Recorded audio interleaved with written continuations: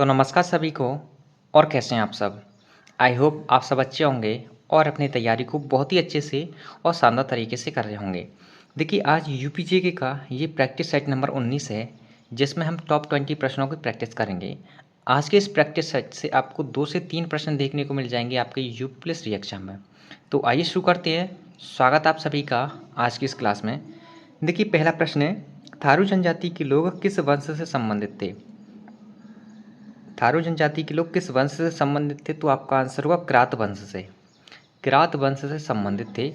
ये जो थारू जनजाति है ना, थारू जनजाति का मुख्य भोजन क्या है? तो आपका आंसर होगा चावल। ये जो थारू जनजाति है, ये कहाँ पर बेसिकली पाई जाती है? तो आपका आंसर होगा गोरखपुर के तराई क्षेत्र और बलरामपुर के क्षेत्र में। ओके। अगला प्रश्न है, यूपी में नागरिक उड्डयन प्रशिक्षण केंद्र कहाँ पर है? यूपी में नागरिक उड्डयन प्रशिक्षण केंद्र कहाँ पर है? तो आपका आंसर होगा बमरौली। बमरौली कहाँ पर? प्रयागराज में।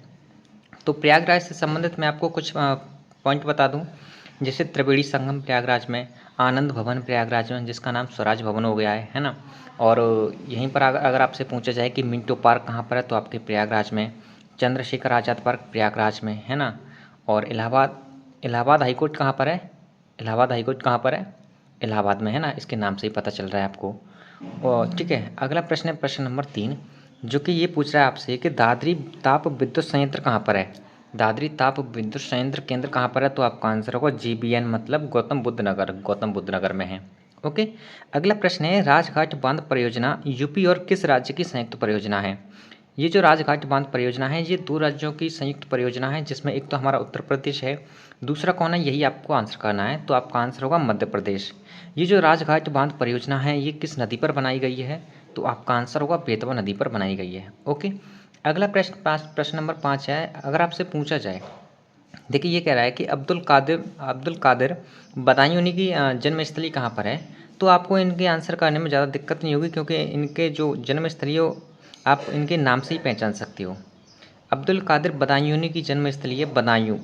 बदायूनी से मतलब पता चल रहा है आपको कि कहाँ पर है? बदायूं में। कहाँ पर? बदायूं में। ओके। अगला प्रश्न है प्रश्न नंबर 6, जो कि बहुत ही इंपॉर्टेंट प्रश्न है। हज़रत मोहानी का जन्म यूपी के किस जिले में हुआ था? ठीक है, तो इनका जन्म हुआ था उन्नाव में। इन्होंने ही आपका इनकलाब का नारा दिया था। इनकलाब का नारा कब दिया था? 1921 ईस्वी में। ओके। अगला प्रश्न है प्रश्न नंबर 7, जो कि बहुत ही महत्वपूर्ण प्रश्न है। प्रश्न नंबर 7 कह रहा है कि फैजाबाद की संधि कब और किसके बीच हुई? तो फैजाबाद की संधि हुई थी आपके 1775 ईस्वी में। 1775 ईस्वी में हुई थी, जो कि आशफौद्दौला और अंग्रेज़ों के बीच हुई थी। आशफौद्दौला और अंग्रेज़ों के बीच हुई थी। तो इस संधि में, इस फैजाबाद की संधि में बनारस का क्षेत्र किसको दे दिया गया? आपका आंसर होगा अंग्रेज़ों को दे दिया गया। ओके। अगला प्रश्न है प्रश्न नंबर 8। प्रश्न नंबर 8 कह रहा है कि शंभू महाराज ने किससे ठुमरी की शिक्षा प्राप्त की? तो आपका आंसर होगा रहीमुद्दीन खान से। रहीमुद्दीन खान से। ओके। प्रश्न नंबर 9 है, गढ़मुक्तेश्वर गंगा मेले का आयोजन कहाँ होता है? गढ़मुक्तेश्वर गंगा मेले का आयोजन कहाँ होता है? तो आपका आंसर होगा हापुड़ में, जो कि हापुड़ है ना, हापुड़ क्षेत्रफल में सबसे छोटा जिला है ना। प्रश्न नंबर 10 है, डॉक्टर राम मनोहर लोहिया राष्ट्रीय विधि विश्वविद्यालय कहाँ पर है? तो आपका आंसर होगा लखनऊ में है, और इसकी स्थापना हुई थी 2005 को। ओके। उसके बाद है प्रश्न नंबर 11, जो कि बहुत ही महत्वपूर्ण प्रश्न है। अगर आपसे पूछा जाए कि झांसी मंडल के अंतर्गत कितने जिले आते हैं और कौन कौन से जिले आते हैं, तो आपका आंसर होगा झांसी मंडल के अंतर्गत आपके 3 जिले आते हैं, जिसमें झांसी, जालौन और ललितपुर। ललितपुर जो जिला है ना, ये मध्य प्रदेश से 3 ओर से घिरा हुआ है। मध्य प्रदेश से 3 ओर से घिरा हुआ है। ओके। अगला प्रश्न है प्रश्न नंबर 12, जो कि बहुत ही महत्वपूर्ण प्रश्न है। ये करंट अफेयर का प्रश्न है। अगर आपसे पूछा जाए कि यूपी के यानी उत्तर प्रदेश के वर्तमान मुख्य सूचना आयुक्त कौन है? उत्तर प्रदेश के वर्तमान मुख्य सूचना आयुक्त कौन है? तो आपका आंसर होगा राजकुमार विश्वकर्मा। कौन है? राजकुमार विश्वकर्मा। ओके। अगला प्रश्न है प्रश्न नंबर 13।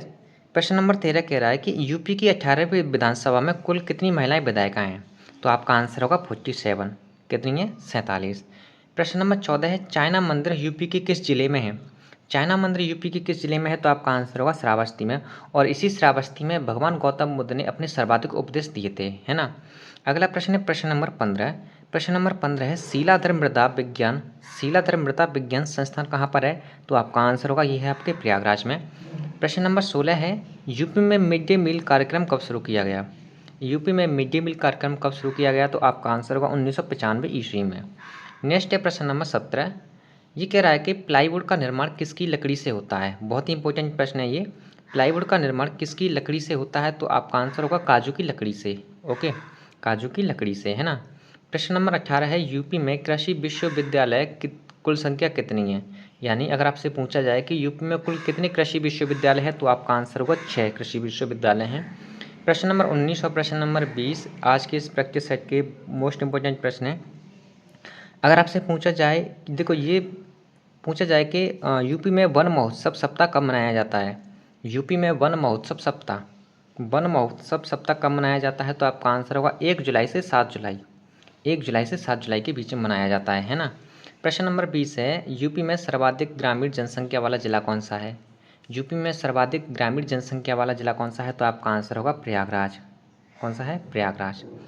ओके, और प्रयागराज में प्रयागराज जिले के अंतर्गत सर्वाधिक तहसील आती हैं। उन तहसील की संख्या आपको कमेंट करके बतानी है, ठीक है। तो ये रहे आज के इस प्रैक्टिस सेट नंबर 19 के टॉप 20 प्रश्न, जो कि आपने 6 से 7 मिनट के बीच में कर लिए। ओके, तो चलिए मिलते हैं ऐसे ही एक और शानदार प्रैक्टिस सेट में। धन्यवाद।